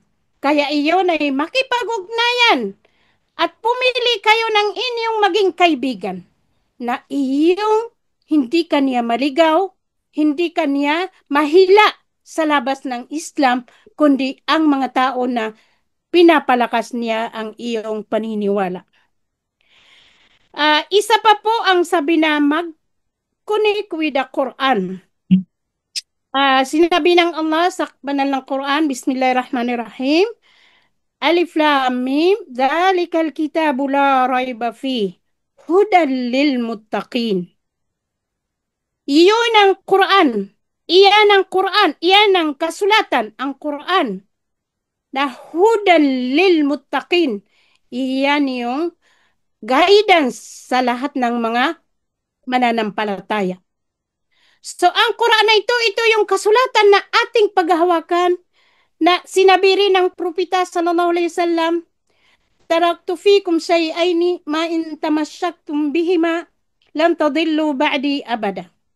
Kitabullahi wa sunnatu Rasulillah sallallahu alaihi wasallam. Ang ibig sabihin ay yung hindi pa marunong ng Quran, kailangan nating pag-aralan ng Quran dahil iyon ang salita ng Allah. Paano ka papasok sa paraiso na wala kang alam sa Quran? Sa tumanda ka na sa maging Muslim, hindi mo na binigyan ng panahon, hindi mo binigyan ng oras na makapag-aral ka ng Quran. Lahat po magagawa. Itong mga bagong mga pinagsikapan nilang makapagbasa sila ng Quran, 2 years lang po o kaya 1 year. Mas magaling pa magbigkas sa mga born Muslim. Kaya yun ay matutunan natin yan. Pagbasa, pagmemorya, at saka yung mga kahulugan, yung mga patakaran na nandiyan sa Quran. Inna hadal Quran yahdi lillati hiya aqwam wa yubashshirul mu'minina alladhina ya'maluna as-salihati anna lahum ajran kabira. Itong Quran na ito ay yahdi lillati hiya aqwam. Makakaturo, makakagayad sa mga taong nagsisikap, nagpapakatuwid. Magandang balita sa mga taong mananampalataya at gumagawa ng sumusunod pagsamba kay Allah na lahum ajran kabira. Mayroon silang may malaking reward, gantimpala sa kabila ng kamatayan. Isa pa yung Quran, iyan ang syafi'an lana yawmal qiyamah. Isa yan sa makapamagitan sa atin sa kabilang buhay. So, with the condition na ikaw ay kaibigan ka sa Quran, lagi ka magbasa at lagi ka hindi mo pabayaan yung Quran. Isa pa po ang mababanggit ko dito yung sabi na perform consistent good deeds. Istimrar anil amali salih. Yung pagpapanatili sa ating mga pagsasamba at paggawa ng mga kabutihan, mga mabubuting gawain. Man amila amalan salihan min dhakarin aw untha wa huwa mu'minun falanuhyiyannahu hayatan tayyibah wa lanajziyannahum ajrahum bi ahsani ma kanu ya'malun. Sino mang gumagawa ng kabutihan, gumawa ng mga mabubuting gawain mula sa lalaki man o babae na siya ay mananampalataya, ay bubuhay namin siya, bibigyan namin siya ng napakagandang buhay. At bibigyan namin siya ajrahum bi ahsani ma kanu ya'malun, ng gantimpala sa kaniyang magagandang gawain na ginagawa o kaya kaniyang mga magagandang pagsasamba. Maging mga magpapasting, yung sinasabi nating punta ng Hajj, punta ng Umrah, at saka lahat na kaniyang mga magbigay ng sadaka, at saka ano pa mang kaniyang gawing mabuti. At saka yung lahat na mga gawaing mabubuti tulad ng nabanggit ni Brother Faisal, nabanggit niya yung 5 haligi ng Islam, na iyon nandyan, iyong mga pagsasamba, mga gawain natin. So hindi ko na ulitin dahil yung time natin is very limited. Ngayon maliit lang natitira, kaya iyon na hindi ko na ulitin. Okay. Ahabbul a'mali ila Allahi adwamuha wa in qalla. Mayroong una doon na hadith, may nagtanong sa propeta sallallahu alaihi wasallam, ayul amali ahabbu ila Allah. Then sinabi ng propeta sallallahu alaihi wasallam, as-salatu ala waqtiha. Ano ang pinakamagandang gawain para sa kay Allah, sa tingin ang Allah? Ay sinabi ng propeta sallallahu alaihi wasallam, ang pagdadasal sa kaniyang tamang oras. In the first time of prayer ay magdasal ka na, wag mo nang hayaan na matapos yung oras ng dasal, tapos sabi na hindi balik kayo pwede naman magbayad. Sinabi na magbayad sa mga wala kang choice kundi hindi ka makadasal, so yun na pwede ka magbayad. Pero yung kaya mo na magdasal, bakit hindi mo agahan? Sinabi naman ng magtagatanong, ano pa man ang susunod? Sabi niya, birrul walidain, pagpapakabuti sa ating mga magulang. Sabi niya, ano na naman ang susunod? Sabi niya, yung pakibaka alang-alang kay Allah, al-jihadu fi sabilillah. Okay, pangalawang hadith na sinabi ng propeta sallallahu alaihi wasallam, ahabbul a'mali ila Allahi adwamuha wa in qalla. Tingnan ninyo mga sister, mga kapatiran, na sinabi ng propeta sallallahu alaihi wasallam na ahabbul a'mal, pinaka mamahal ng Allah na gawain, yung permanent, kahit gaano mang kaliit. Kahit gaano kaliit, basta lagi mo nang ginagawa, ay iyan ay ikinalulugod ng Allah. Isa pang karapat-dapat nating gawin upang lumakas ang ating paniniwala ay talabul ilm. Pagsisikap ng kaalaman. Kailangan natin mag-aral. Hindi halimbawa kasabi ka, asyhadu an la ilaha illallah wa asyhadu anna Muhammadar Rasulullah. O kaya Muslim ka na. Muslim na ako, pinanganganak ako Muslim. Bakit pa ako mag-aaral dyan? Naka-Muslim ako, tapos na. Hindi. Kailangan natin mag-aral. Talabul ilm ay frida. Ito ay obligatory sa lahat ng Muslim, babae man o lalaki. Kaya kailangan natin mag-aral. Hindi halimbawa na pwede ka lang mag-aaral pag bata ka, nasa 20s ka. Mula sa iyong kabataan hanggang sa iyong pagtanda, ay obligasyon mo pa rin mag-aaral ka dahil ang ating relihiyon ay napakalawak na ang dami nating kailangan malaman na iyan ang magbibigay sa atin ng tulong upang hindi tayo magkakamali sa ating mga decision, ating mga patakaran, dahil minsan ang tao din ay nagdi-decide, nagbibigay ng fatwa na wala siyang kaalam-alam sa mga fatwa binibigay niya. May mga nagtatanong sa FB minsan, makita mo yung magsasagot na wala siyang alam sa Islam, na iyan ay bawal magbigay ng kasagutan sa anumang mga fatwa dahil nakatalaga ang iyong tutuluyan sa imperno. Kaya hindi natin, wag na kayo sumagot, magtanong tayo sa mga ulama, ating mga teacher, wag tayo magmadaling sumagot. Kaya kailangan nating, sinabi ng propeta sallallahu alaihi wasallam, man salaka tariqan yaltamisu fihi ilman, sahalallahu lahu bihi tariqan ilal jannah. Sino mang magsikap ng kaalaman, ay madaliin ng Allah sa kanya ang daan sa paraiso. Kaya iyon ay isang ng pagsisikap ng kaalaman. The last po para kasi nahabol tayo ng time, avoid sins and repent often. Mag-ingat na huwag magkakasala. Kung sakali man ikaw ay nagkasala, ay magsisi ka agad. Repent often. Magsisi ka na kaagad. Dahil iyan ang yani kullu bani adama khata'un. Wa khairu khata'ina tawabin. Kaya lahat tayo magkakamali dahil lahat tayo human. Mga sangkatauhan at tayo ay hindi tayo perfecto. Pero ang pinakamabuti yung kaniyang magsisisi kaagad na hindi niya hayaan na ulit pa niya na gumagawa ng mga pagkakamali. So, ang last na sabihin ko, yung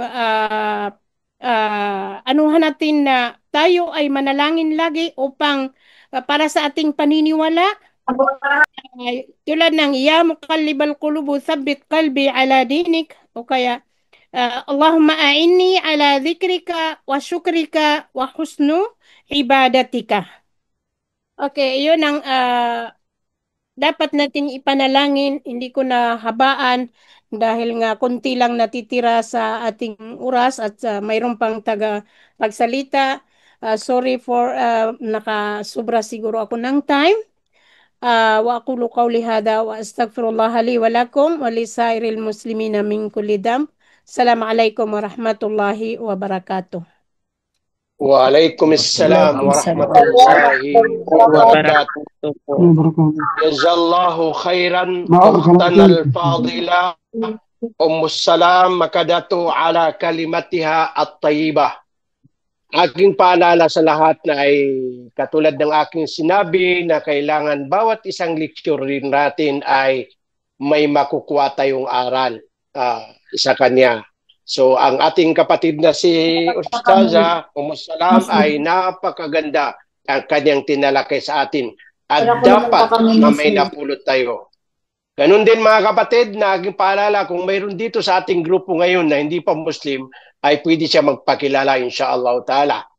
So ang susunod na ating mapapakinggan ay ang isa din natin sister, pangalagaan ng Allah subhanahu wa ta'ala, Allah yahfaduha wa yar'aha, si Sister Ustadha Kubra Pandapatan. Falyatafaddal ziyadatuha al-madhkura. A'udzu billahi minasyaitonir rajim. Bismillahirrahmanirrahim. Alhamdulillah wassalatu wassalamu ala Rasulillah wa ala alihi wa ashabihi ajma'in. Amma ba'd. Assalamualaikum warahmatullahi wabarakatuh. Waalaikumsalam warahmatullahi wabarakatuh. Mga kapatid, sa pananampalatayang Islam, sana po insyaallah may makuha tayong konting aral dito sa aking babanggitin na ang aking intensyon ay sa ikalulugod ni Allah subhanahu wa ta'ala para lahat po tayo ay pagpalain ni Allah na magkaroon po tayo ng biyaya ni Allah na tanggapin ito ni Allah na kabilang sa ating mga mabubuting gawa na inshallah maipakita ni Allah sa atin ang ating gantimpala na napakarami inshallah sa paraiso. Allahumma amin. Allahumma amin. Allahumma amin. Mga kapatid, ay yung tinatawag na taqwallah. Ang ibig sabihin ng taqwallah, yung katakutan o pagkatakot kay Allah subhanahu wa ta'ala. Bilang Muslim ay kailangan takot tayo kay Allah. Itong takwa ay napakamahalaga bilang Muslim. Lianna taqwa hiya asas kulla khair fi dunya wal akhirah.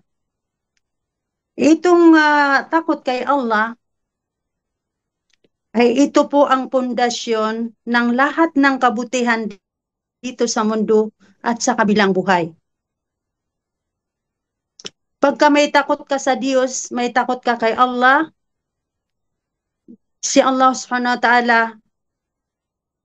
gagandahan yan, pabutihin niya ang buhay mo dito sa mundo at sa kabilang buhay, insyaAllah. InsyaAllah. Wa at-taqwa hiya wasiyatullahu lil awwalin wal akhirin. Itong takot kay Allah, ito po ay gabay. Ito ay utos ng Allah subhanahu wa ta'ala sa mga unang tao at sa mga huling tao. Sabilun najat wal falah. At itong takot Nakikita. ay daan tungo sa kaligtasan at tagumpay. Magkakaroon tayo ng tagumpay sa buhay. Wahiya asbabus sa'adatu wa hidayatullah ilahu. Itong takot kay Allah subhanahu wa ta'ala ay magiging dahilan na magkaroon ng kaligayahan sa buhay at bibigyan ni Allah ng patnubay ang tao na may takot sa Kanya. Sinabi ni Allah subhanahu wa ta'ala sa Quran, "Wattaqullaha wa'lamu annallaha ma'al muttaqin."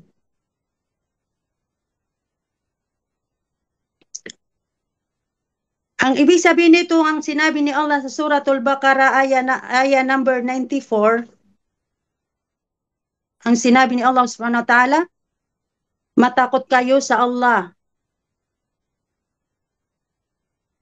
at inyong alalahanin na si Allah ay nasa panig kasama niya ang mga taong mga Muslim na may takot sa Kanya. Kaya ang isipin po natin mga kapatid, pag natatakot ka kay Allah subhanahu wa ta'ala, ay hindi ka niya pabayaan. Kahit anong kalagayan mo, mag-isa ka o kahit nasaan ka sa buong mundo ito, mapanatag ka na kasama mo si Allah. Dahil nandiyan parati sa iyo, hindi ka niya pabayaan. Sinabi ni Allah subhanahu wa ta'ala sa banal na Quran, "Wattaqullaha wa'lamu annallaha bikulli syai'in alim." Matakot kayo sa Allah. At inyong alalahanin na tunay na si Allah ay batid niya ang lahat ng bagay. Kahit anong ginagawa po natin dito sa mundo, alam ni Allah yung ginagawa nating mabubuti man o masama. Kaya mag-ingat po tayo. Dapat may ginagawa tayo, iisipin natin na nandiyan si Allah nakabantay sa atin. Hindi po siya natutulog. Lahat ng ginagawa natin, mabubuti man o masasama, ginagawa natin sa araw at gabi, ay si Allah subhanahu wa ta'ala, binabantayan niya, nakikita niya, at kailangan maramdaman natin ang takot sa Kanya. Sinabi ni Propeta Muhammad sallallahu alaihi wasallam, ito ay hadis Abu Hurairah, annahu su'ila an aktaru ma yadkhulun nasul jannah, faqala taqwallahu wa husnul khuluq. Ito po ay itinanong sa ating mahal na Propeta Muhammad sallallahu alaihi wasallam tungkol sa dami ng makakapasok sa paraiso. Ang sinabi niya, pagka ang mga tao ay may takot kay Allah subhanahu wa ta'ala ay makakapasok sa paraiso, at iyong mga taong may mabubuting kaugalian. Kailangan ang Muslim marunong makisama, marunong makitungo, marunong magmalasakit sa kaniyang kapwang Muslim. Kaya dapat ang tao ay may magagandang asal, may magagandang kaugalian. Dahil iyon ang nagpatunay na ang Muslim ay may takot kay Allah subhanahu wa ta'ala. Sinabi pa ng ating mahal na Propeta sallallahu alaihi wasallam, "Ittaqullaha haythuma kunta wa atbi'is sayyi'atal hasanata tamhuha wa khaliqin nasa bi khuluqin hasan." Matakot ka sa Allah nasaan ka man at sundan ang masamang gawa. Pag nakagawa ka ng masama, sundan mo ng mabuting gawa. Dahil iyong ginawa mong mabuting gawa ay makakabura doon sa nagawa mong masama. At maging mabait ka sa mga tao. Wa khaliqin nasa bi khuluqin hasan. Ibig sabihin, makitungo ka sa mga tao ng may mabuting asal, may magandang ugali, may magandang kaugalian. Okay? Kaya itong taqwallah ay napaka mahalaga sa isang Muslim na nagpatunay na tunay na ikaw ay Muslim at tatanggapin ni Allah yung ating mga gawaing mga mabubuti na ikalulugod ni Allah subhanahu wa ta'ala. Isa pa sa mga katuruan tungkol sa takot kay Allah ay yatrukal abdu ma la ba'sa bihi khasyatan ay yaqa'a fil haram wa yushhidu lidzalika qaulun nabi sallallahu alaihi wasallam faman ittaqa syubhat faqad istabra'a lidinihi wa irdihi. Kabilang sa mga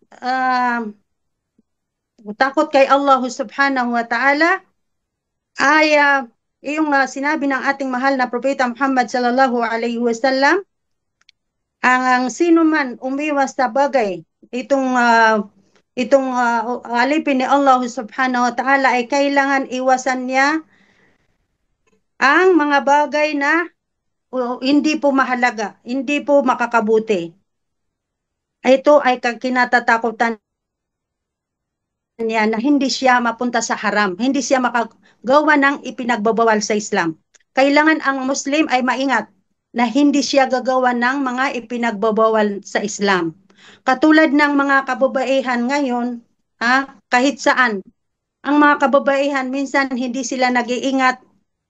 Pag Muslim ka, kailangan takipan mo ang aura mo. Magsuot ka ng hijab, lalo na pagka yung mga balik Islam, kailangan yung Muslim na babae ay tatakipan natin ang ating aura, yung mga kagandahan natin dahil ito po ay ipinagbawal sa Islam. Bilang babaeng Muslim, kailangan ay takipan natin ang ating katawan, okay, para hindi tayo magkasala kay Allah subhanahu wa ta'ala. Ang sinumang umiwas sa bagay na kaduda-duda ay nililinis ang kanyang relihiyon at ang kanyang karangalan. Ito po ay isinalaysay ni Muslim.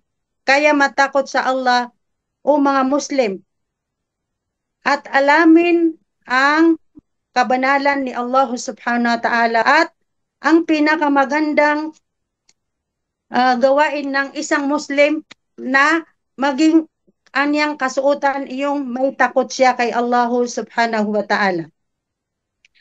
Ang kasuotan ng isang Muslim, pagiging takot kay Allah, iyon ang pinakamabuti at ang Muslim ay kailangan kumuha ng kanyang baon sapagkat ang pinakamabuting panustos ay ang takot kay Allah subhanahu wa ta'ala. At takwa, ito po ay zina. Ibig sabihin na kagandahan ng isang Muslim ang may takot sa Panginoong Allah subhanahu wa ta'ala. Ang takot sa Allah ay susi ng kabutihan. Pagka ikaw may takot kay Allah, mabubuksan sa iyo ang lahat ng mabubuti dito sa mundo at sa kabilang buhay. At si Allah subhanahu wa ta'ala ay nangako sa kanyang mga alipin na matutuwid ng maraming kabutihan. Bibigyan ni Allah ng napakaraming kabutihan ang isang Muslim na may takot sa kanya. Natatakot ang Muslim na hindi siya sumamba kay Allah. Pag hindi mo sambahin si Allah, hindi mo sundin yung mga kautusan niya, magkakasala ka. Natatakot ka na mapunta ka sa impyerno at gusto mong mapunta sa paraiso. At ang takot kay Allah ay humahantong sa kaligayahan. Magkakaroon ang tao ng may buhay, mamumuhay siya ng maligaya, mapayapa, may kapayapaan dito sa mundo. Lahat naman ng tao kailangan natin ng mapayapang buhay, maligayang buhay. Kaya dapat umiwas tayo sa lahat ng ano ang ipinagbawal sa Islam, ipinagbawal ni Allah subhanahu wa ta'ala at gawin natin kung ano man ang ipinag-utos ni Allah subhanahu wa ta'ala. Sinabi ni Allah, ang sino man ang may takot sa Allah, si Allah ay gagawa para sa kanya ng 100 palabas sa lahat ng kahirapan niya at bibigyan siya ni Allah para sa kanya ng hindi niya inaasahan. Hindi natin inaasahan na yung mga problema natin, mga pagsubok natin, minsan ay susundan ni Allah ng napakaganda at napakamaginhawang buhay. Kaya si Allah subhanahu wa ta'ala, iyon ang pangako niya sa mga taong mga Muslim na may takot. Tandaan po natin mga kapatid, ang takwa, ang ibig sabihin ng takwa Isa sa kahulugan ay khawfu wa ittibaa'u awamirihi wa ijtinabu nawahihi. Ang ibig sabihin, pagsunod sa mga ipinag-utos ni Allah subhanahu wa ta'ala at pag-iwas sa lahat ng ipinagbawal ni Allah subhanahu wa ta'ala. Ano ang mga ipinag-utos ni Allah, ang mga katuruan sa Islam? Narinig natin iyong mga kapatid natin na mga sheikh at sa yung kapatid natin na ustada na si Ustada Umin Salam. Lahat ng mga nabanggit nila kabilang iyon sa mga katuruan, kautusan ni Allah na kailangan nating sundin. Okay? So iyon ang pinakamahalaga. At lahat ng narinig natin na bawal gawin ng isang Muslim ay pagbawal natin sa ating mga sarili. Lianna hadha taqwa huwa sifatun asas lil mu'minin. Dahil ang pangunahing mga katangian ng isang Muslim ay itong taqwallah. May takot kay Allah subhanahu wa ta'ala para sa may mga pananampalataya. Qala ta'ala, ulaika alladhina imtahanallahu qulubahum littaqwa. Yaong mga puso nila, yung mga tao, ay sinubok ng Allah para sa takot. Ang mga tao minsan walang takot kay Allah. Hindi natatakot na gumawa ng masama. Hindi natatakot na magsalita ng masama. Hindi matatakot na hindi sasamba kay Allah. Kailangan ang iisipin natin parati, magsalita ka, ang sasabihin mo yung makakabuti. May gagawin ka, ang gagawin mo yung makakabuti na ikalulugod ni Allah subhanahu wa ta'ala. Huwag tayong mag-isip, huwag tayong magsalita, huwag tayong gumawa ng hindi ikalulugod ni Allah. Yan po ang pinaka-importante sa isang may pananampalataya. Qala ta'ala, wa may yattaqillaha yaj'al lahu min amrihi yusra. At sino man ang may takot kay Allah, siya ay gagawin na madali para sa kanya, gagawin ni Allah na madali para sa kanya ang kanyang gawain. Kahit na anong ginagawa natin, hindi tayo mahihirapan. Pag may takot ka kay Allah, mahal mong sambahin si Allah subhanahu wa ta'ala, hindi mo ginagawa yung mga ipinagbawal niya, ginagawa mo yung mga ipinag-utos niya, gagawin ni Allah madali ang lahat ng ating mga hinahangad na mangyayari sa ating buhay. Wa may yatawakkal 'ala Allah fa huwa hasbu. At sino man ang magtiwala kay Allah, kung sa gayon sapat na si Allah para sa kanya. Ibig sabihin na lahat ng ating ginagawa ay isaalang-alang natin iyan kay Allah. Si Allah na lang ang bahala. Basta may takot kay Allah, ating maaasahan, sapat na na si Allah subhanahu wa ta'ala, hindi niya tayo pababayaan. Sino man ang matakot kay Allah, gagawin ni Allah para sa kanya, ang lahat ng dadalhin niyang problema, pagsubok ay maging magaan sa kanya, hindi siya pahirapan ni Allah. Ang takot kay Allah ay may mga antas.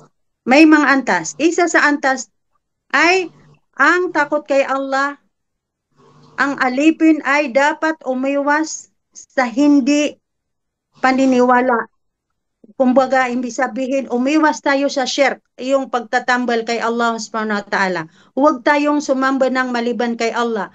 Huwag tayong humingi, kung may kahilingan tayo, doon tayo hihingi sa mga engkanto o sa mga maliban kay Allah, mga ribulto man o anuman. Kailangan ang Muslim ay doon po tayo hihingi kay Allah subhanahu wa ta'ala.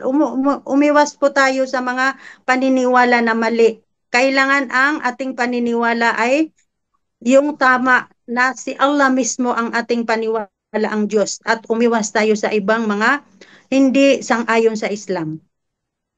Pangalawa, ang kailangan magkaroon ng takwa, takot kay Allah upang maiwasan ang mga kasalanan, mga bagay na ipinagbabawal na siyang ang magiging dahilan na bandang huli pagka nagkamali ka, pagsisisihan mo.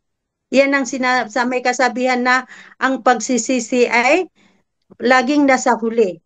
Pag nakagawa ka na ng masama, may isip mo bandang huli, sana hindi ko na yun nagawa. Kasi kung hindi ko yan ginawa, hindi ako magkaganito. So, ibig sabihin, iwasan natin ang lahat ng mga ipinagbabawal para hindi na tayo magsisi sa bandang huli. Pangatlo, upang makaiwas ang mga tao sa pagdududa na siyang posisyon na halimbawa, pagka gumagawa ka ng pagdududa, either na ito ba ay pwede o hindi pwede. Baka ginawa mo yung bagay na hindi pwede at lalo kang magkakasala kay Allah subhanahu wa ta'ala. Kaya kailangan umiwas sa mga anuman ang pinagdududahan na bagay na hindi ka sigurado kung ito ba ay tama o ito ba ay mali. So kailangan ang Muslim ay may takot kay Allah subhanahu wa ta'ala. Lahat po ng ating ginagawa ay sang-ayon po sa katuruan ng Islam, sang-ayon po sa mga ikalulugod ni Allah subhanahu wa ta'ala para inshallah yung ating mga ginagawa ay magiging katanggap-tanggap kay Allah upang tayo ay makaligtas dito sa kahirapan sa buhay sa mundo, kahirapan sa kamatayan at kahirapan sa impyerno. So inshallah tanggapin ni Allah yung ating mga gawain at lahat po tayo ay makapasok sa paraiso. Maraming salamat po sa inyong Allahumma amin. inig at sana po inshallah lahat tayo bigyan tayo ni Allah ng tagumpay ng buhay, kaligayahan habang nabubuhay tayo at gabayan tayo parating ni Allah subhanahu wa ta'ala sa tamang landas na hanggang sa mamatay tayo ay Muslim. Wa aqulu qawli hadha wa astaghfirullah li wa lakum wa li sa'iril min kulli dhanbin fastaghfiruhu innahu huwal ghafurur rahim. Assalamu alaikum warahmatullahi wabarakatuh. Waalaikumsalam warahmatullahi wabarakatuh. Hafizakillahu wa ra'akiya ukhtana al-ghaliya Ustadha Kubra. Wa hunaka nuktatun muhimma jiddan. Mayroong point doon sa tinalakay ni Ustadha Kubra na napakaganda. Ito ay napapansin ko sa social media. Ito yung sinabi na sitrul aura. Itong mga sitrul aura, yung pagtakip ng mga aura sa mga babae. Sa mga lalaki naman, mula ng pusod hanggat baba ng tuhod ang aura ng lalaki. Sa mga babae, jami'u badaniha, lahat ng kanyang pangangatawan ay aura. So ang aking paalaala, jazakallah khairan si Ukhta Kubra, ay kailangan sitrul aura. So ang aking paalala sa lahat ay yaong mga hindi pa Muslim noon, ngayon ay Muslim na, lahat na ang kanilang mga naipost na mga picture nila noong hindi pa Muslim ay kailangan na iburan ninyo na yan. Sapagkat lahat na nakakakita doon, lalo na ang social media, ay nagkakasala kayo doon sa lahat ng mga kahit nang sinabi ng Propeta Muhammad sallallahu alaihi wasallam na al-Islamu yajubu ma qablahu, ang Islam ay nabuburan niya ang lahat, ang mga naunang kasalanan, pero nandiyan pa rin yung kasalanan na nakikita ng madla, nakikita ng mga tao. Kahit na sinabi pa ng Allah na faulaika yubaddiluna sayiatihim hasanat, yung mga gawain lang. Pero yung mga nakapost na mga picture na hindi ka nais-nais, nakikita ang mga aura, lalo na ang buhok, o di kaya naka-short nung hindi pa Muslim, ay sa katuruan ng Islam, ayon sa katuruan ng Islam, ay burahin na natin yun. Jazakumullahu khairan ala hadal kalimah. Pangalagate ng Allah subhanahu wa ta'ala, lalo-lalo na ang ating kapatid. May masjid ba sa Zamboanga, Sibugay? Zamboanga, Sibugay, napakarami. Opo. Muskid yan. Kasi napakarami. Okay po. Taga doon kasi ako. Saan ka sa Zamboanga, Sibugay? Sa Salinding po, CI. CI, malapit ka lang sa CI. Mayroon kami na pa-Muslim doon na papa niya ay pari. Pero alhamdulillah, meron silang masjid. Nakagawa siya ng masjid. Nakalimutan ko lang yung pamilya. Pero ang remaining sa ating time ngayon, para matapos, ay 15 minutes. So, ngayon, nasa ika-4 na tayo na paksa ng ating meeting o di kaya pagpupulong na open forum. Kung sino man ang may mga katanungan, maaari na kayong magtanong sapagkat nandito yung mga sheikh natin, lalo ng ating presidente na sasagutin, abot kaya ng ating makayanan na ang inyong mga katanungan. Yan pa yung mga ustadya natin, insyaallah ta'ala, sila ay maaari din makasagot. Insyaallah ta'ala. Assalamualaikum, Ustaz. Waalaikumsalam. May tanong po ako about dun sa sinabi niyo po kanina na about sa picture po na pinopost po sa social media. Kasi po yung ibang kamag-anak ko po kasi pinopost pa po yung picture ko. Wala pong hijab eh. Ngayon po naghihijab na po ako. Against, hindi ko po gusto yung pagpo-post nila pero kahit sinabihan ko na pinopost pa rin po nila, kasalanan ko pa rin po ba yun? Inshallah ta'ala, at least sinabi mo sa kanila.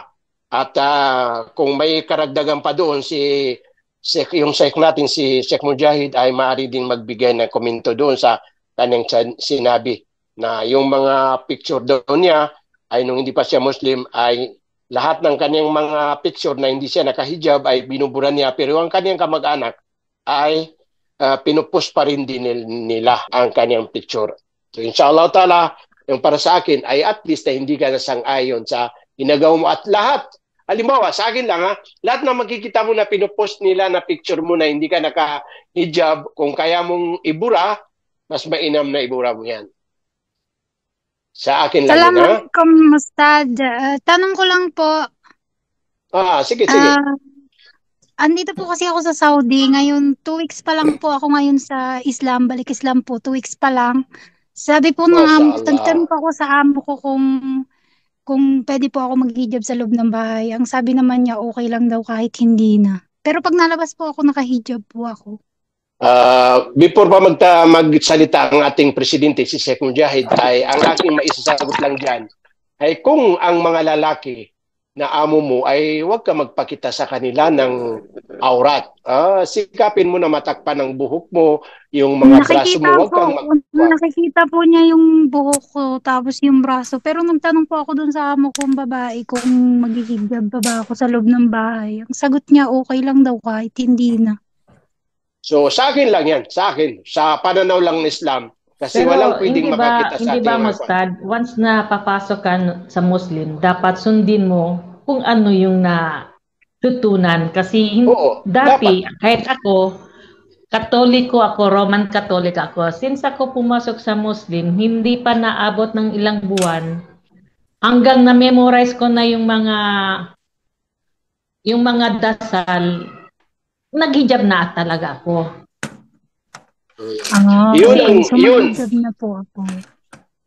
Yun ang karapat dapat, sister. Yung nasa Saudi, yun ang karapat dapat, walang makakita sa aurat mo, yung mga braso. Di ba kahit ang amo na okay lang sa akin pero once na pumasok tayo, dapat sundin na natin. Di po ba? Dapat. Yun. Inshallah ta'ala, sikapin mo, ipanalangin mo sa Allah subhanahu wa ta'ala. Huwag lang magsuot na maiksi. Kailangan yung mga maluwag-luwag. Mahaba po yung maluwag. Tapos yung po mga damit ko is maluwag naman. Buhok lang talaga yung kita.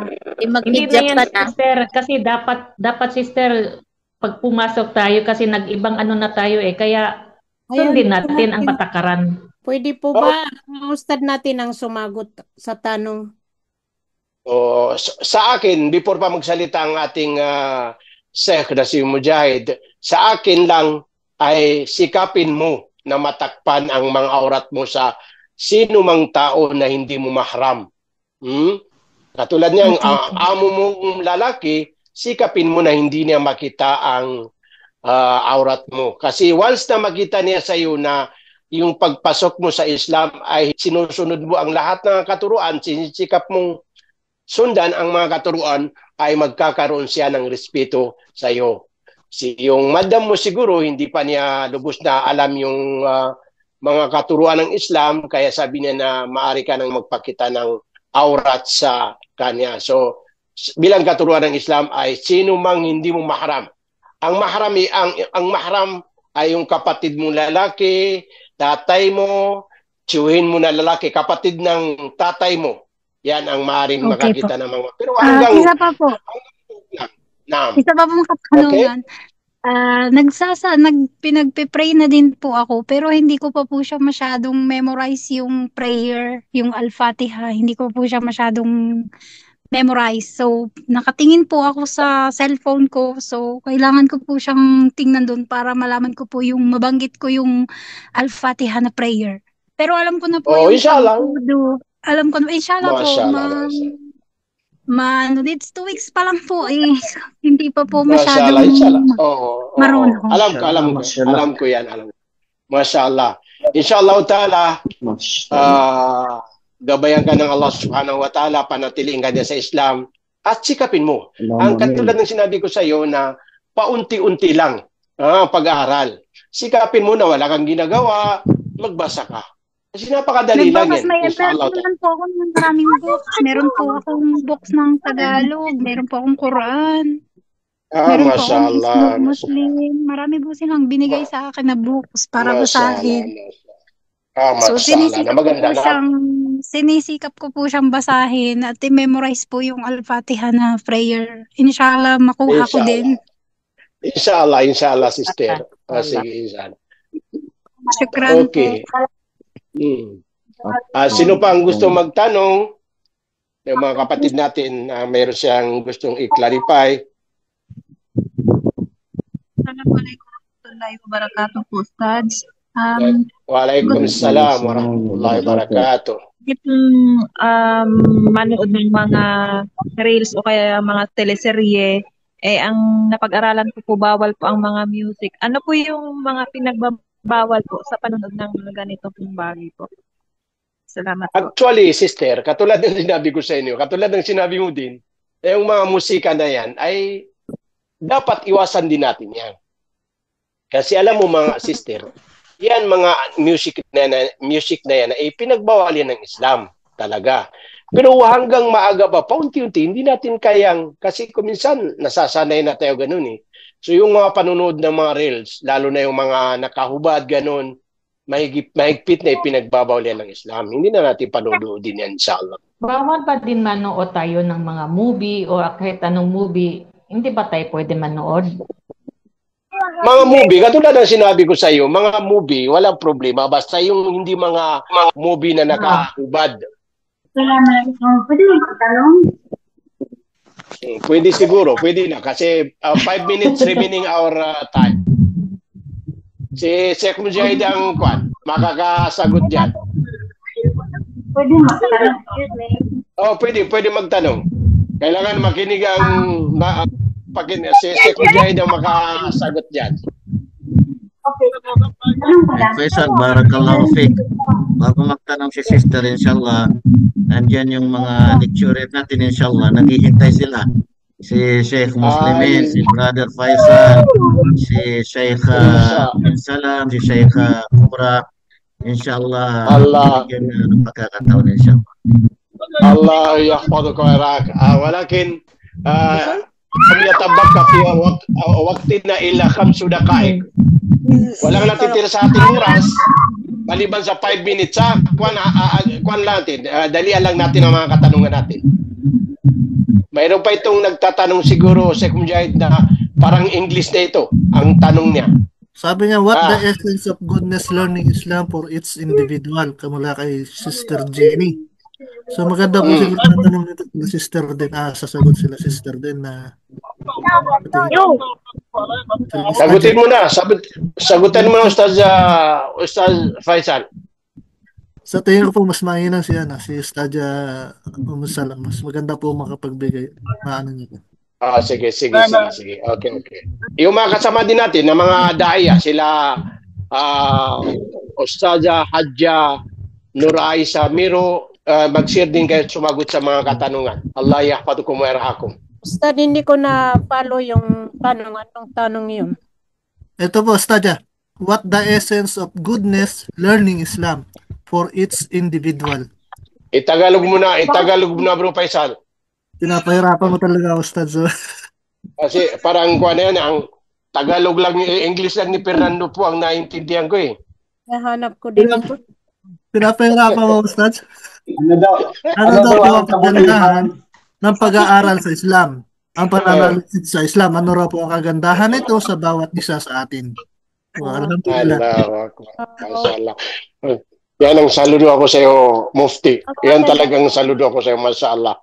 Ang comment ni Ustazah Nuraysa, Allah yahfadha, na si Salam daw ang sumagot. So, ngayon, request na yan, Ustazah Salam. Request ni Ustazah Hadja Nuraysa na kailangan na masagot mo, inshallah. Kami nag-request. Request ni... natin, kung ano makakaya natin, yan ang ating maisagot. Tungkol din sa ating goodness learning for each individual, no? Ang dapat nating pag-aralan ay una-una, kailangan nating mag-aral ng mga fiqh, tauhid, siratul Rasul sallallahu alaihi wasallam, dahil karamihan sa mga patakaran ay nasa sa sira, life ng propeta sallallahu alaihi wasallam, kasi yung steps ng kaniyang buhay, pakikisama sa mga sahaba, so nandoon yung mga patakaran din. Kaya napakaganda na sundan natin ang siratul Rasul sallallahu alaihi wasallam, dahil marami tayong matutunan para sa ating buhay, para sa individual. At saka yung mga sahaba ng propeta sallallahu alaihi wasallam. Yung Khulafa Rashidun, Ummahatul Mu'minun. So marami na tayo doon na masundan yung kanilang katuruan. At saka itong pumasok kayo sa mga klase, marami tayong mga klase, pumasok kayo sa mga klase na ito, sa mga teacher, marami kayong pagpipilian kung saan man kayo na branch. Ngayon naging online, so pwede na kayo pumasok sa ibang branch, ibang teacher, upang masundan o kaya mapanatili ang inyong pag-aaral sa bawat isa sa atin na gusto matutunan ng Islam. So yan na po. Sana... okay. Mashallah, mashallah. Napakaganda yung sagot ni Ustazah Salam. Maganda na yan. Learning to about Islam. Kasi doon mo makukuha ang katuruan sa Islam. Kapag pinag-aralan mo ang patungkol sa Islam, ay inshallah ta'ala makukuha mo inshallah. So, mayroon lang katanungan sa lahat. Mayroon bang hindi Muslim dito? Sana nanonood. Nasa Facebook. Mayroon ba? Nasa Facebook. Yung nasa Facebook, yung dito sa live natin kung mayroong hindi Muslim dito, ay maaari siyang magpakilala para matanong natin siya kung ano ang kanyang kuhang aral sa ating mga tinatalakay ng ating mga ustad. Medyo marami na po yung katanungan natin dito sa ating chat box. No, so tuloy ba ang question and answer or anong maganda? Parang wala na. Tapos na ang ating oras. At kailangan ibalik natin doon sa na walinang chika hakun. Sige, tanong. Ilang buwan po matanggap namin yung certification na bilang Muslim na kami? Nakapunta ka na ba ng korte? Hindi pa po. About po sa certificate, mag-ano lang po kayo doon sa mga ustadya nyo or sa mga ustads na nag-guide sa inyo. At sila po ang magbibigay sa inyo ng schedule kung kailan kayo pwede kumuha ng certificate. Tama. Sige, thank you. Ustads, marami tayong tanong sa chat box natin. Ano ni Ustads? Magtatanong po sana. Hello po. Si Sheikh Mujahid, ano ang ganyan? Kasi wala na tayong time. Yung baka mamaya makakuha ng tayo ng mga kasama natin na sumubra na tayo ng oras. Hello po.